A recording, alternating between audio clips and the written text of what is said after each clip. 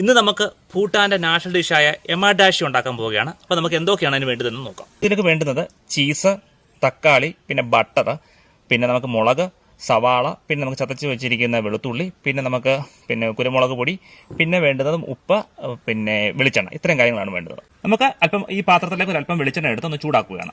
ഈ ചൂടായ എണ്ണയിലേക്ക് ഞാൻ ചെയ്തെന്ന് വെച്ച് കഴിഞ്ഞാൽ ഈ അരിഞ്ഞു വെച്ചിരിക്കുന്ന സവാള ഇട്ടു, പിന്നെ നമ്മുടെ തക്കാളിക്ക് ഇട്ടു, പിന്നെ നമ്മുടെ ഇതുപോലെ തന്നെ മുളകിട്ടു, പച്ചമുളക് ഇട്ടു. പിന്നെ നമ്മൾ ചെയ്തതെന്ന് പറഞ്ഞാൽ ഒരു ബട്ടറിൻ്റെ താഴെ ബട്ടറും ഒരല്പം കുരുമുളക് പൊടിയും പിന്നെ ഒരല്പം ഉപ്പും ഇട്ടിട്ട് നന്നായിട്ട് ഇതിനെ ഒന്ന് ഇളക്കി ചേർക്കും. പിന്നെ ചെയ്യുന്നതെന്ന് വെച്ച് കഴിഞ്ഞാൽ ഇതൊക്കെ അല്പം നമ്മൾ ചതച്ച് വെച്ചിരിക്കുന്ന വെളുത്തുള്ളിയും കൂടെ ചേർത്ത് ഇതിനെ ഒന്ന് കൂട്ടിച്ചേർത്ത് നമുക്ക് ഇളക്കാം. ചെയ്യുന്നതെന്ന് പറഞ്ഞു കഴിഞ്ഞാൽ നമ്മൾ ഇതിലേക്ക് ഒരല്പം നമ്മൾ വെള്ളം ഒഴിച്ച് ഇതിനെ ഒന്ന് വേവാൻ ഒരു 5-10 മിനിറ്റ് നമുക്കൊന്ന് വെയിറ്റ് ചെയ്യാം.